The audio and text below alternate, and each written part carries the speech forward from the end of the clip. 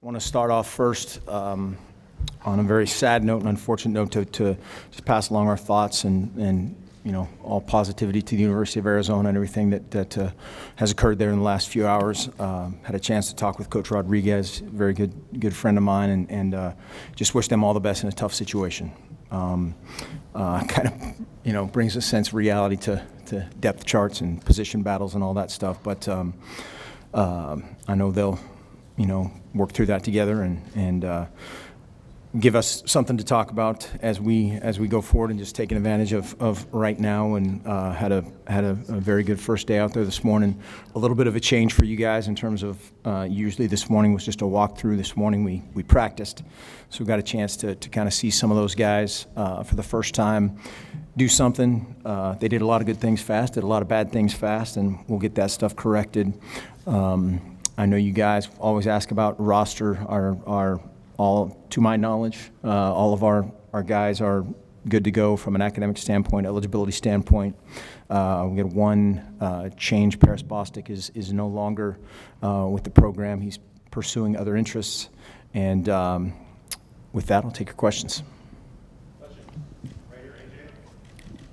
Coach, what would you say specifically does the coaching staff want to see your team improve from last year to this year most?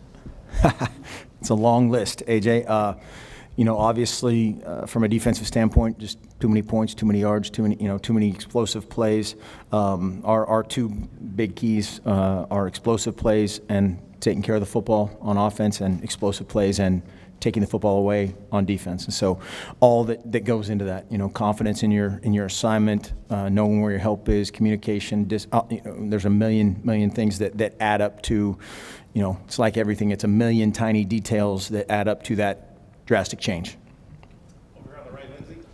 Hey, Mark, I was wondering, with Devin going to Rio, is the plan right now that you're anticipating him coming back whenever he gets home and just having him catch up? In essence, sure. The plan right now is for him to win a gold medal, and to, I guess the plan right now is for him to train and win the first round and progress to the semis and the finals. And then after that, we've discussed a few things, but it all kind of, there's several conditions that are involved in that. I was also wondering, are you guys planning to have a watch party to watch him in his prelims and then hopefully the final? I was calling it a team meeting, but I think watch party is a little cooler, so I'm going to call it the Schnell watch party. And he should run Schnell, right? That's fast in German, so it all fits.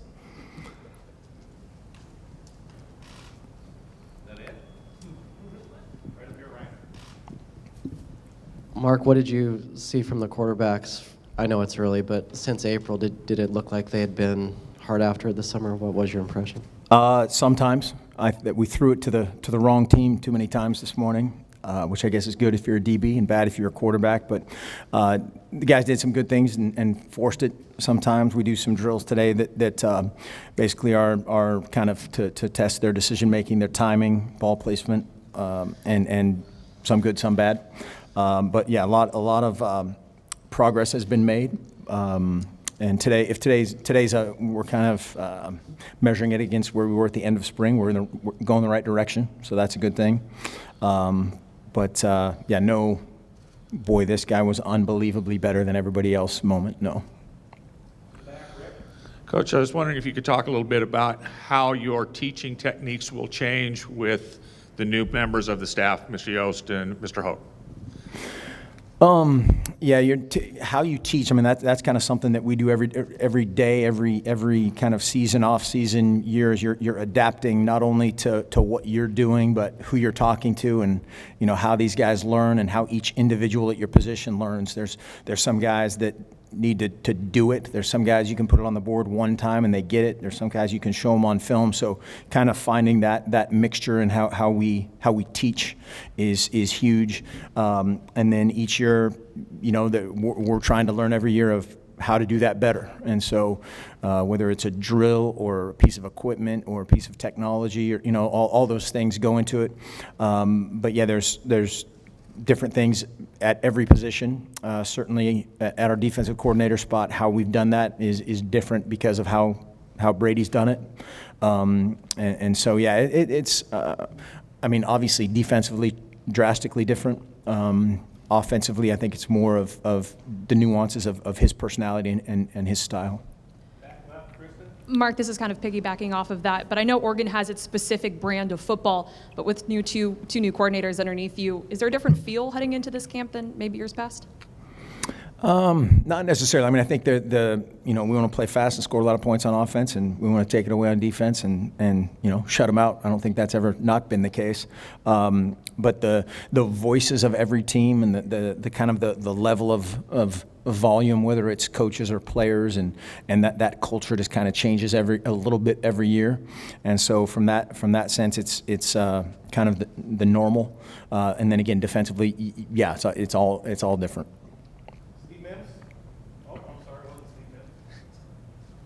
Can I go? All right, right on. Sky Muller, K-Val. I didn't get a proper introduction there. Mark, as you look at your quarterback battle right now, you've seen a lot of quarterback battles over the years. Do you get a sense this one is going to come down to maybe that Saturday or Monday before the first week of the season? I think in the past, I think that if you learn one thing, you can't predetermine it. You can't predict it. You can't go, hey, by this date we're going to have, because you predetermine things, and predetermining things isn't always best. It has to be natural. It's a good Eugene term. It has to be organic, right? It has to happen right in front of everybody and for everybody's best interest. And so to put a date on it, again, ideally, I've said it before, ideally it's going to be about a week and a half out where you've got your starter and it's slated out of how we game plan before the first game is ideal. But ideal isn't always it isn't always best, if that makes sense. And so if it happens soon, great. If it happens later, that's great too. Mark, over here. You get a sense from talking with Brady just after he sees 15 spring practices and then, a couple months to review. Do you get the idea that him coming in, does he feel like he can kind of go in and do what he'd anticipated, or does he have to tweak a little bit based on what he's kind of seen and how he's prepared over the last few months? I think yes and no. Is the short answer. The long answer is, I think during spring ball, you're kind of doing the combination of cramming down their throat what you want them to do. That's an attitude, a culture, all those things. And then from a, schematic standpoint, you're going to experiment. You're going to find out what each guy can do, what they can't do, maybe discover some things that you didn't know. And then in the fall, it's really, you're starting over and doing that again for about 2 weeks. And so you're going to figure out, the new guys, what they can or can't do, the returning guys, what they've developed over the summer, what they've added to their repertoire, and then you kind of pick and choose what's best out of that. And I think you're doing that in every phase, but certainly defensively, we did some experimenting with guys, whether it's corners and safeties to nickel, and so on down to the nose guard. You're going to be in experiment mode for a couple more weeks. The speed of the way you guys practice is obviously integral to everything you've always done. But Brady in the past has expressed some misgivings about how a defense can fare when they practice against that every day. Are there going to be kind of material changes to the speed? I don't know. Do you structure it differently at all? Are you going to meet them halfway? I just don't know how that works. No, that's the old. It's always funny because every defensive coordinator says that, and then when they practice, they have 2 offensive scout teams go against the defense, and so we just have one, and so we try to play at that tempo, and our tempo of practice hasn't changed at all. We've tweaked some drills, just like we have every year. Since the beginning of time, a little bit here and there, but the gist of what we're doing from a tempo standpoint, absolutely, that's all systems go. Today it was all systems sometimes go. Mark, your first 2 years, obviously there's no quarterback battle. Last year, you guys go through the fall, same new situation. Is there anything that you guys learned from having a new install of a quarterback last fall camp that you guys can change going into this fall? Not really, just in terms of, last year was unique in that Vernon wasn't here wasn't here right now, right? As of this day, or how, I can't remember how that all played out. Seems like 20 years ago at this point. But every year has its own way it plays out, and that's why, again, you can't really predetermine it. You can certainly take, from one thing, of how to teach a certain type of guy or a way a guy learns, or just the personality of a guy. But those guys are also individuals, and you're going to cater a lot of what you do offensively to that quarterback's personality. If he can't do it, then we're idiots for trying to do it, type of thing. And so we're figuring out what their personalities are and how and what, kind of along the lines of what we're talking about from a defensive standpoint, doing some experimentation with those guys, and that will continue. Hey, Coach, after losing leaders like Tyler and DeForest last year, who's really kind of emerged as taking control of the team and showing them which way to go? Well, yeah, that will continue. Obviously, just being around the guys today, Cameron Hunt did it. Cameron Hunt is kind of the leader of the offensive line, the veteran there that can play a lot of spots for us. I think Charles and Royce are both. They're kind of along the lines of some of the guys we've had in recent past that are very quiet guys naturally, but are starting to grow as leaders and doing a nice job. Defensively, Tyree Robinson has done a good job in the secondary, and then Johnny Reagan has done an outstanding job at kind of with the front seven. So we need to continue to have more guys emerge and more guys that have that credibility and within the team and within themselves to get that done. Yeah, Coach, ran into Coach Lubick at Safeway about a week ago. I tried not to talk football, but somehow it got out. He said that he thought this was the best summer I don't know if he said by far, but definitely the best summer that he'd ever seen as far as what the players went through and the productivity and everything. And I didn't really ask him how he measured that, or if you agree with that, or what section of the store was he in? We were near the checkout counter. So what did he have in his little basket? I don't think he had a basket. He's a football guy, not a basketball cart guy. thing, the little hand basket. Yeah, I guess he did. I didn't notice that. I'm sorry. It's not good reporting, right? Good reporter would know what's in there. I think again on paper, translating guys in terms of their bigger, faster, leaner. We had the best attendance of all time. A lot of those things, and to that we kind of say, okay, now what? How does that translate to production on the field and from where we are, and we talked about this last night in the team meeting, they should take a lot of confidence in that and translate, it should translate out to the field. But now you have to, somebody asked the other day, it's the fastest team. I don't know if that's the case, but if I'm a fast guy and I'm overthinking things and I'm taking a false step, I'm not the fastest guy. I'm a fast guy on a stopwatch, and that's, very different. But we're excited. I think we have, good little mentality about us, and just continue to work every single day. Here on the left, AJ. Coach, on your left, Coach Hoke coming in here installing a base 4-3 versus 3-4. Clearly, you're going to need more defensive linemen, less linebackers. What roster moves have you made, or are you planning to make to accommodate the shift in numbers? Yeah, that's kind of what, going back to the whole experimentation thing of basically your outside linebacker, drop end, rush end, defensive end, whatever, there's a million names for what people call them around the world. Kind of transferring in and out of a 3-4 scheme to a 4-3 scheme.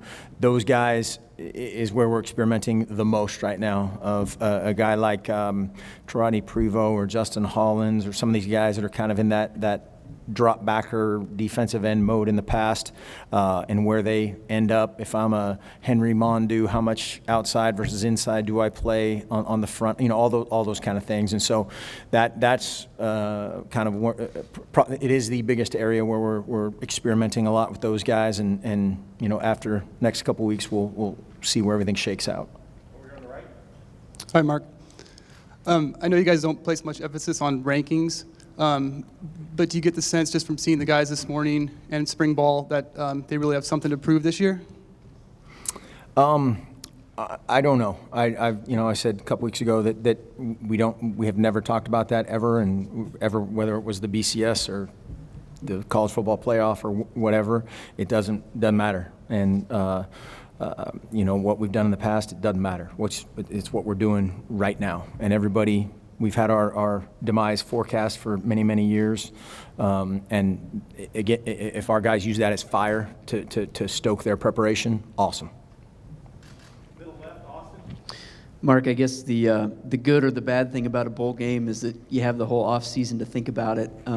Did you sense that Alamo Bowl stuck with guys during the off season? Did you want it to, or did you want to just turn the page like you would with any other game?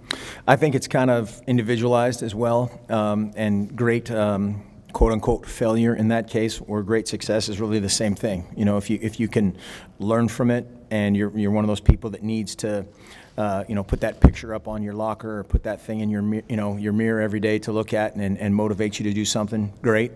And we have to figure out how they deal with it. If you're one of those guys that needs to watch the film one time, learn from it, and flush it, great. But I think that's come up, here and there certainly, and guys have talked about it in the right way. Mark, going back to Devin, how much does his success in track help you guys as you recruit multi-sport athletes that you can tell them, it's not just lip service, you can actually come here and do a lot if you play another sport? Yeah, it's been awesome. And we've had a bunch of guys, obviously, throughout the years play several sports. We've had a lot of dual sport athletes, basketball, baseball, certainly track and field. And I think it's just that validation that, we're going to do what we say we do. Our only condition with that is academics. If a guy can handle it academically, we are all for it. I wish I could do that, and it's just incredible what he's done and what several of our guys have done, and absolutely, I brought this up again a couple weeks ago that it was really cool to sit in his living room and sit there and talk about the NFL and talk about Rio like it was, hey, I'm going to drive down the street and stop at 7-Eleven. That's literally, he had it in his mind of, okay, I'm going to do this and turn right and turn left, and so many times in recruiting we have the very, very unrealistic conversations with guys, and with him it was just always so tangible, so real. And again, I think so much credit has to go to Jim Radcliffe and what he does with our speed condition, our speed training, our conditioning, and then also being that kind of strength coach for both sports to allow that to happen.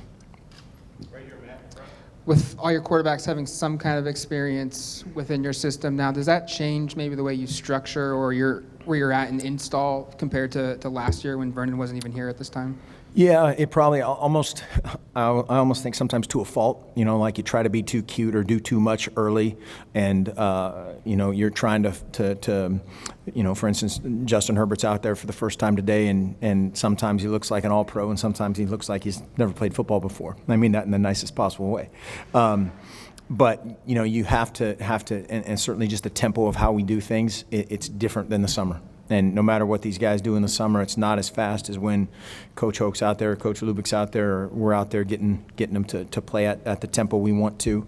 And so that's where you have to go back to those building blocks of what you do in scheme-wise in all three phases. Mark, you mentioned Royce is one of those emerging leaders on the field. I've heard Tyrell in that discussion as well, same with Dakota. These are some quiet guys. What's that like, having more of a quiet energy amongst some of these guys that have been discussed as leaders, and is that different from what you've seen in the past? Not really. I think we've had a bunch of guys of that vein. Marcus never looked above his shoes his freshman year. And, Hronis Crosby was a very quiet guy. Hearts go out to him as well. Unfortunately, him getting hurt, but I know he'll bounce back too. Seen it before. But you have to work with who they are and what they are right now, and that's certainly a learnable skill, a teachable skill, leadership. And our guys have done that. Yeah, Mark, at Pac-12 Media Day, you talked about two things: quarterback play, needing, develop a guy there, and the other thing was the front seven on defense. You talked about the defense earlier needing to be better. Do you sense that the front seven is going to be a situation like the old days here, where you can play two guys at each position, sort of a depth thing on the front seven, D-line and linebackers? And then I know you touched on a few guys, Hollins, Prevost, Mondo earlier. Can you talk about some others who have sort of risen to the top there? Well, yeah, to the I'll go last first. We don't know yet. You know, we haven't risen to just after day one, practice one. It's hard to establish depth. Helmets only practice. You know, all those kind of things. And then the first part of your question, hopefully, absolutely, we want to be as deep as possible. I think that does, you know, a couple things for you. It makes you versatile in special teams. It makes you versatile in personnel groupings defensively, whether it's an odd front, a nickel group, a dime group, all those guys in there. But I like where we're headed from a depth standpoint. At linebacker, you know, we could have 3 first-year guys in there starting very easily. Very easily. And I guess one of those first-year guys might be DeQuan. You know, he had a great spring, and just of how he's competed in there. And so all that does is create competition and urgency for everybody else. Mark, sounds like Coach Rad's heading off to Rio as well. Does that he leave some notes behind for you, or does that kind of alter any kind of preseason kind of training that you guys are doing? Slightly, yeah. Coach Rad he's in Rio right now. He sent me some pictures yesterday to validate it. They were in the weight room, I can say. Devin was in there with the Olympic volleyball, the men's volleyball team, working out. Yeah, we had a plan for you know, him being gone, Devin being gone, and you know, today was seamless. Not that we don't miss him, we do. And we're happy for where he is. But guys just stepped in and again, another opportunity for players to take over some leadership roles of stuff that Rad does.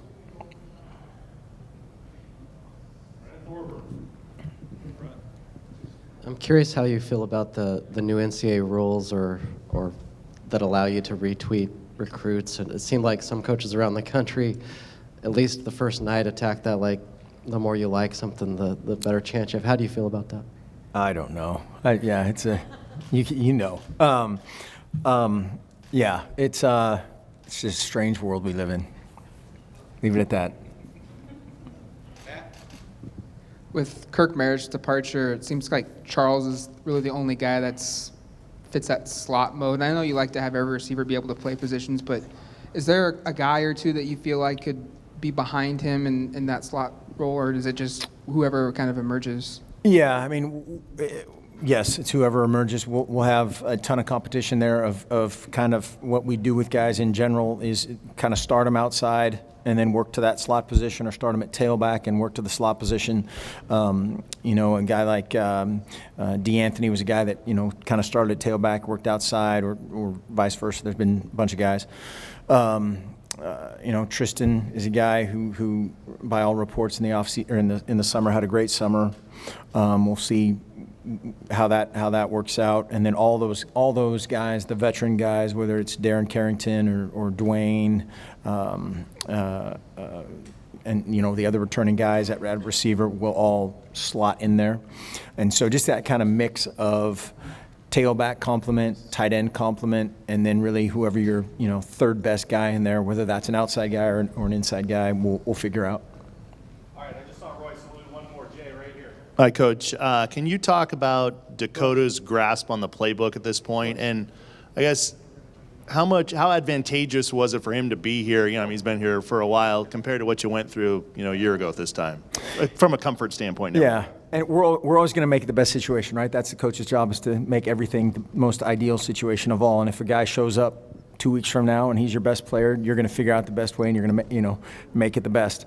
But certainly it's advantageous for him to be here for a spring, a summer, and just today absolutely look more comfortable doing things. And you know, his thing has always been just don't overthink things. Just you know, make layups. We have to talk about that all the time for the quarterback. Just make a layup. Make 100 layups in a row, and you're going to be the greatest player of all time. Don't try to do a 360. Don't try to do a reverse layup. Just make a layup. And you know, handing the ball to Royce Freeman, getting the ball to Charles Nelson in space, doing all those things. That's kind of making a layup for those guys. Thank you, Coach. All right. Thank you.